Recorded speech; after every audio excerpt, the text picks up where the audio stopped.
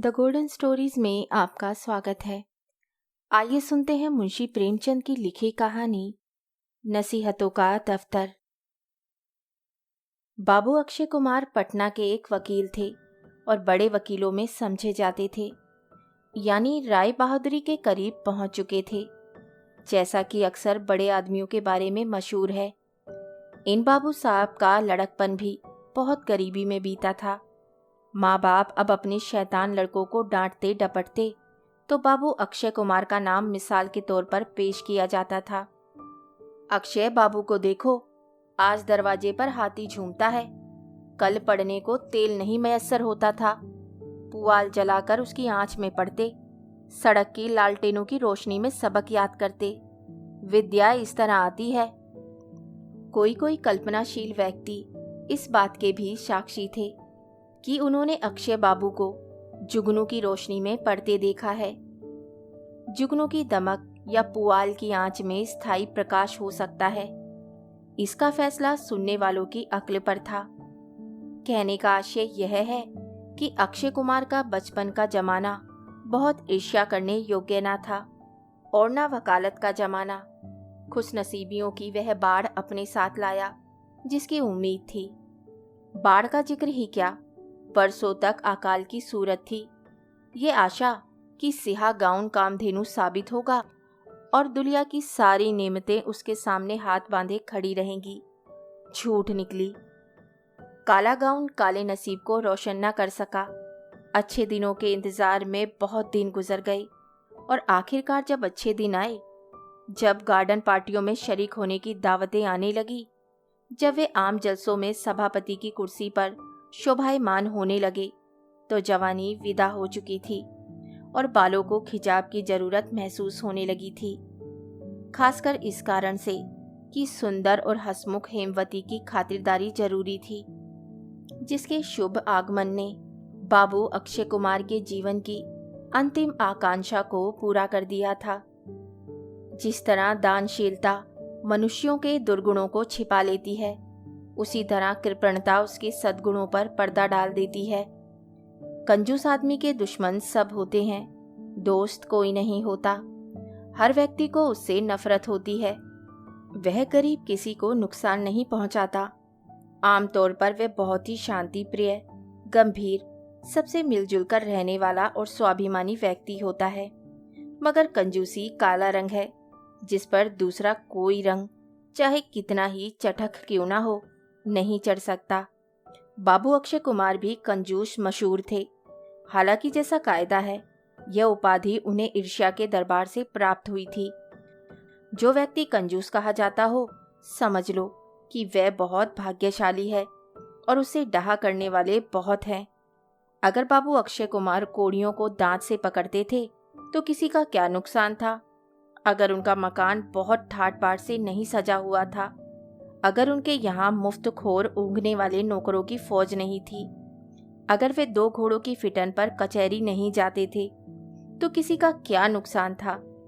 उनकी जिंदगी का उसूल था कि कोड़ियों की तुम फिक्र रखो, रुपए अपनी फिक्र आप कर लेंगे। और इस सुनहरे उसूल को कठोरता से पालन करने का उन्हें पूरा अधिकार था। इन्हीं कोड़ियों पर जवानी की बहारें और दिल की उमंगें न्यौछावर कर दी थी। आंखों की रोशनी और सेहत जैसी बड़ी नेमतें इन्हीं कोड़ियों पर चढ़ा दी थी। उन्हें दांतों से पकड़ते थे तो बहुत अच्छा करते थे, पलकों से उठाना चाहिए था। लेकिन सुंदर हंसमुख हेमवती का स्वभाव इसके बिल्कुल उल्टा था। अपनी दूसरी बहनों की तरह वह भी सुख सुविधा पर जान देती थी। गो बाबू अक्षय कुमार ऐसे नादान और ऐसे रूखे सूखे नहीं थे कि उसकी कद्र करने के काबिल कमजोरियों की कद्र ना करते।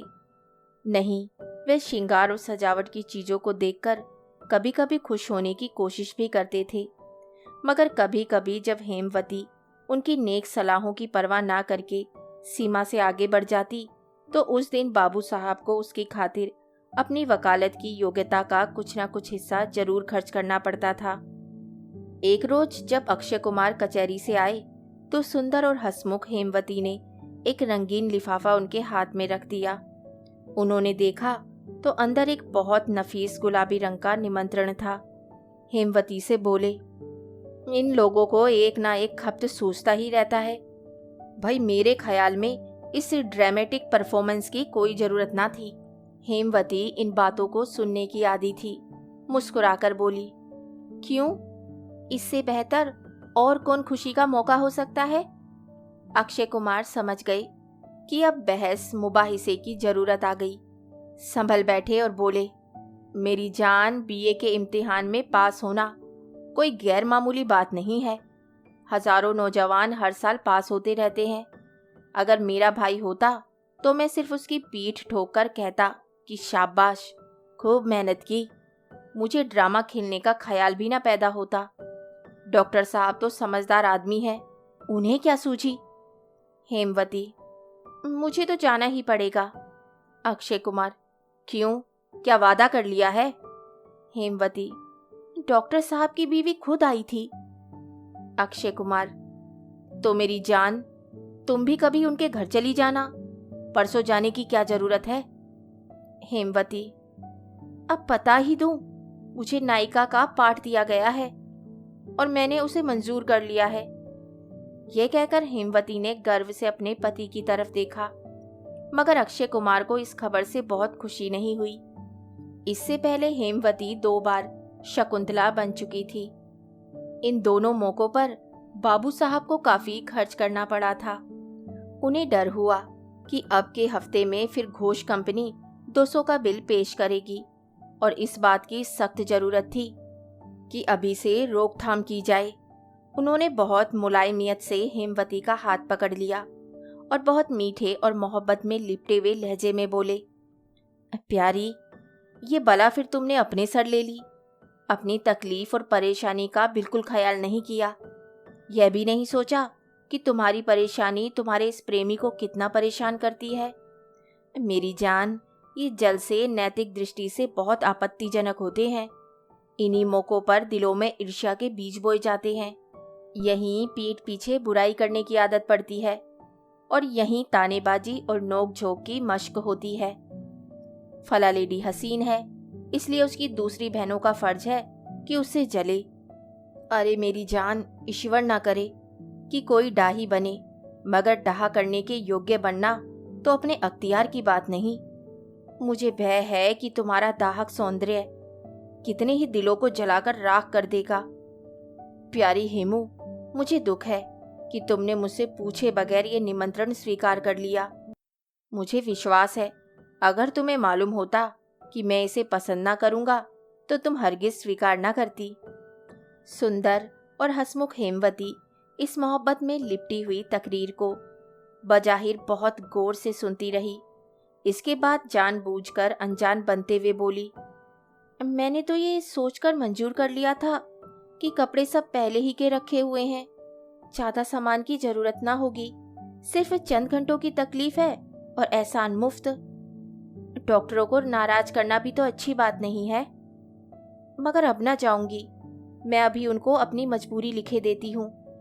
सचमुच क्या फायदा, बेकार की उलझन। यह सुनकर कि कपड़े सब पहले के रखे हुए हैं और कुछ ज्यादा खर्च ना होगा, अक्षय कुमार के दिल पर से एक बड़ा बोझ उठ गया। डॉक्टरों को नाराज करना भी तो अच्छी बात नहीं। यह जुमला भी मानी से खाली ना था। बाबू साहब पछताए कि अगर पहले से ये हाल मालूम होता तो काहे को इस तरह रूखा सूखा उपदेशक बनना पड़ता।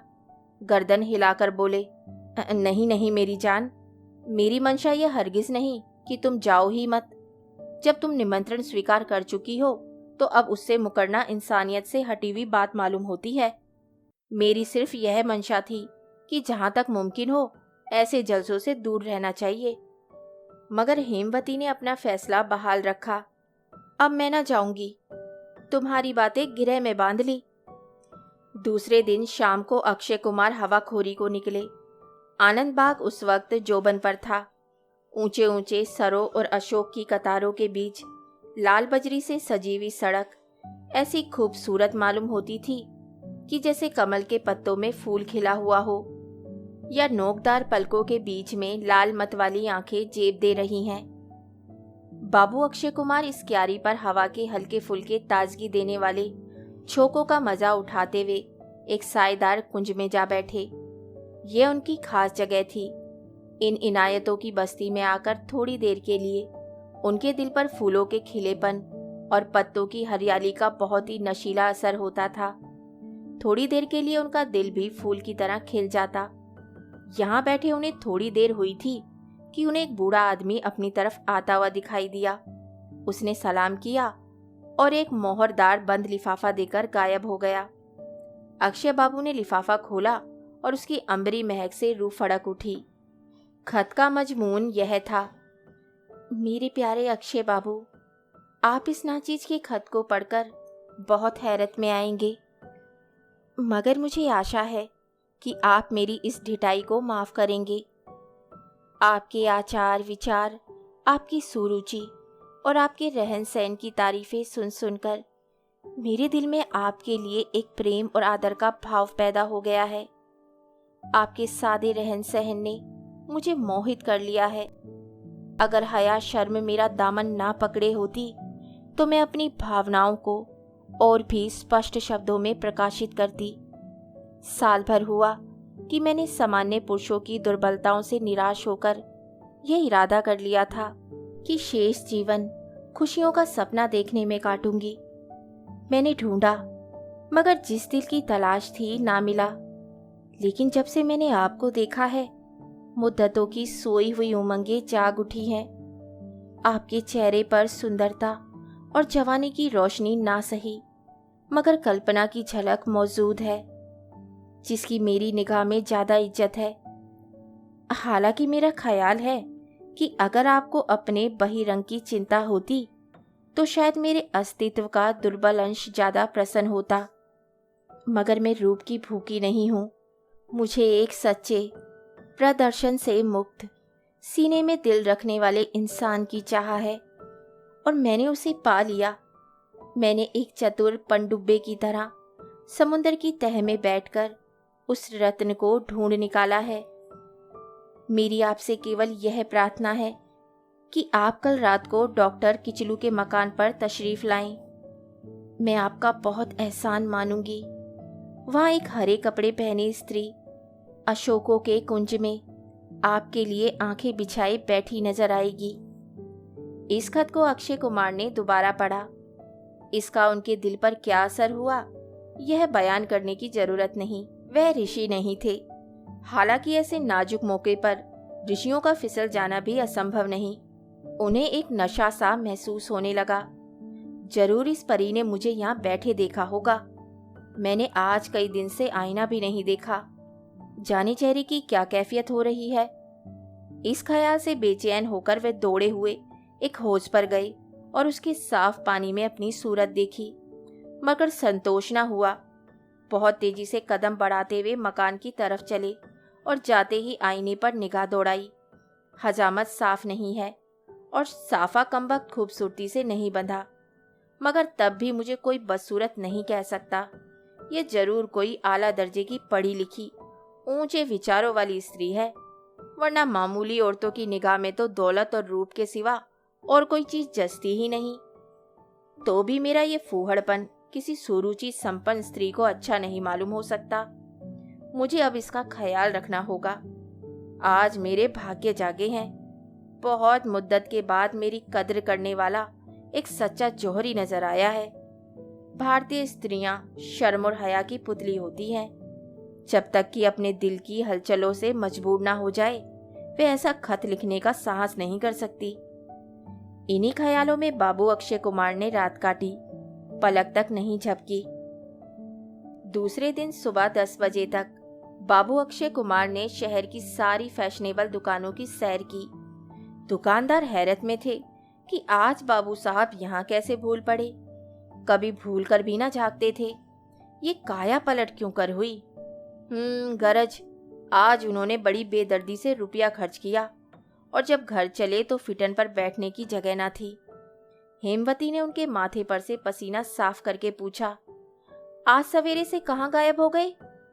अक्षय कुमार ने चेहरे को जरा गंभीर बनाकर जवाब दिया, आज जिगर में कुछ दर्द था, डॉक्टर चड्ढा के पास चला गया था। हेमवती के सुंदर हंसते हुए चेहरे पर मुस्कुराहट सी आ गई। बोली, तुमने मुझसे बिल्कुल जिक्र ही नहीं किया। जिगर का दर्द भयानक मर्ज है। अक्षय, डॉक्टर साहब ने कहा है, कोई डरने की बात नहीं है। हेमवती, इसकी दवा डॉक्टर किचलू के यहाँ बहुत अच्छी मिलती है। मालूम नहीं डॉक्टर चड्ढा मर्ज की तह तक पहुंचे भी या नहीं। अक्षय कुमार ने हेमवती की तरफ एक बार चुभती हुई निगाहों से देखा और खाना खाने लगे।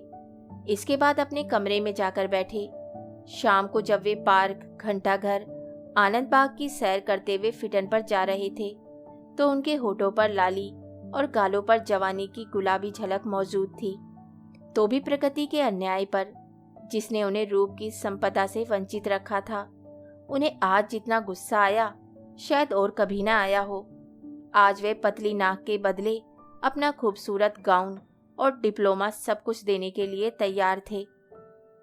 डॉक्टर साहब किचलू का खूबसूरत लताओं से सजा हुआ बंगला रात के वक्त दिन का समा दिखा रहा था। फाटक के खंबे, बरामदे की मेहराबें, सर्रों के पेड़ों की कतारें सब बिजली के बल्बों से जगमगा रही थी। इंसान की बिजली की कारीगिरी अपना रंगारंग जादू दिखा रही थी।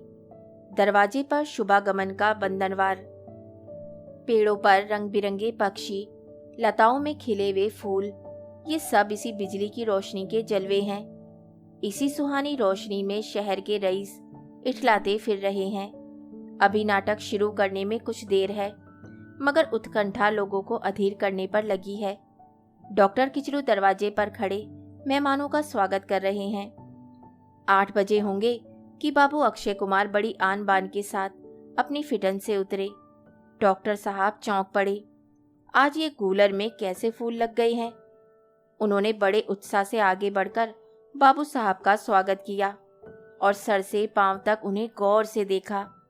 उन्हें कभी ख्याल भी न हुआ था कि बाबू अक्षय कुमार ऐसे सुंदर सजीले कपड़े पहने हुए गबरू नौजवान बन सकते हैं। कायाकल्प का स्पष्ट उदाहरण आंखों के सामने खड़ा था। अक्षय बाबू को देखते ही इधर उधर के लोग आकर उनके चारों ओर जमा हो गए। हर शख्स हैरत से एक दूसरे का मुंह ताकता था। होठ रुमाल की आड़ ढूंढने लगे, आंखें सरगोशियां करने लगी। हर शख्स ने गैर मामूली तपाक से उनका मिजाज पूछा। शराबियों की मजलिस और पीने की मनाही करने वाली हजरते वाइस की तशरीफ आवरी का नज़ारा पेश हो गया। अक्षय बाबू बहुत छेप रहे थे। उनकी आंखें ऊपर को न उठती थी।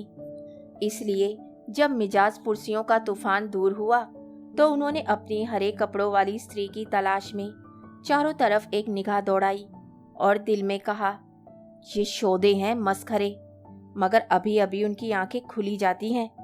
मैं दिखा दूंगा कि मुझ पर भी सुंदरियों की दृष्टि पड़ती है। ऐसी सुंदरियां भी हैं जो सच्चे दिल से मेरे मिजाज की कैफियत पूछती हैं और जिनसे अपना दर्दे दिल कहने में मैं भी रंगीन बयान हो सकता हूँ।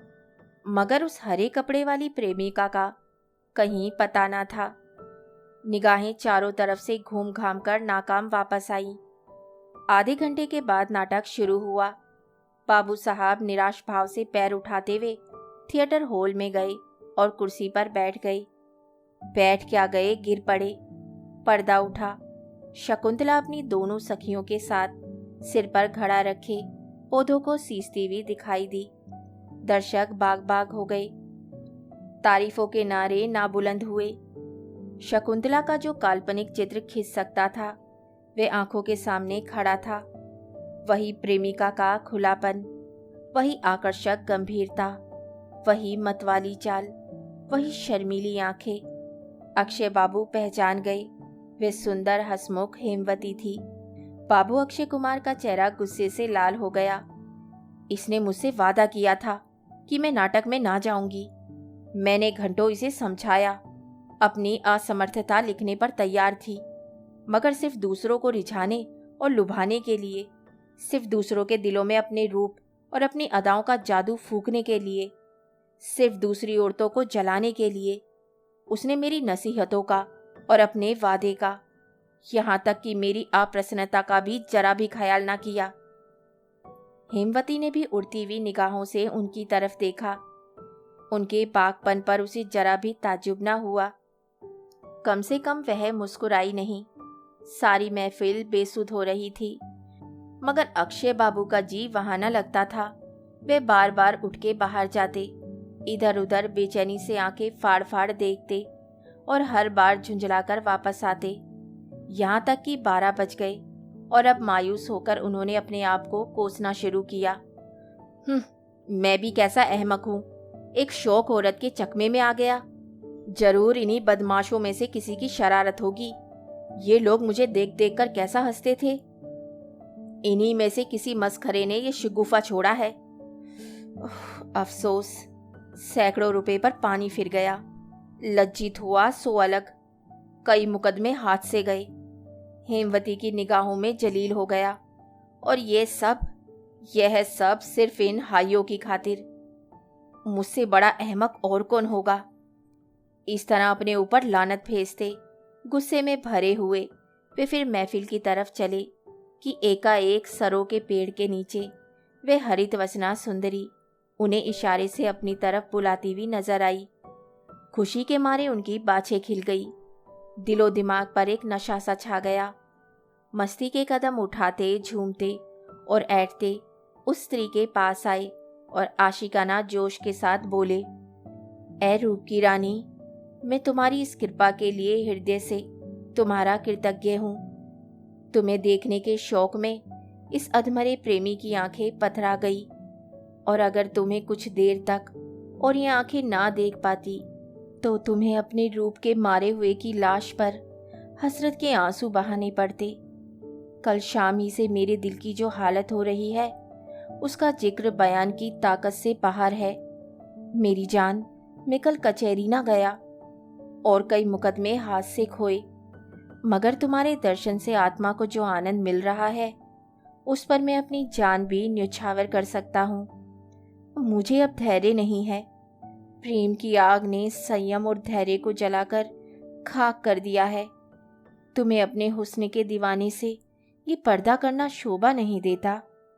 शमा और परवाना में पर्दा कैसा, रूप की खान और ऐस सौंदर्य की आत्मा। तेरी मोहब्बत भरी बातों ने मेरे दिल में आरजुओं का तूफान पैदा कर दिया है। अब ये दिल तुम्हारे ऊपर न्यौछावर है और ये जान तुम्हारे चरणों पर अर्पित है। यह कहते हुए अक्षय कुमार ने आशिकों जैसी ढिठाई से आगे बढ़कर उस हरितवसना सुंदरी का घूंघट उठा दिया और हेमवती को मुस्कुराते देखकर बेअख्तियार उनके मुंह से निकला, अरे, और फिर कुछ मुंह से ना निकला। ऐसा मालूम हुआ कि जैसे आंखों के सामने से पर्दा हट गया। बोले, यह सब तुम्हारी शरारत थी। सुंदर हंसमुख हेमवती मुस्कुराई और कुछ जवाब देना चाहती थी, मगर अक्षय बाबू ने उस वक्त ज्यादा सवाल जवाब का मौका न देखा। बहुत लज्जित होते हुए बोले, हेमवंत, अब मुंह से कुछ मत कहो। तुम जीती, मैं हार गया। यह हार कभी ना भूलेगी। कहानी सुनने के लिए धन्यवाद। तो इसी के साथ मैं आपसे विदा लेती हूँ और कल फिर मिलती हूँ एक नई कहानी के साथ।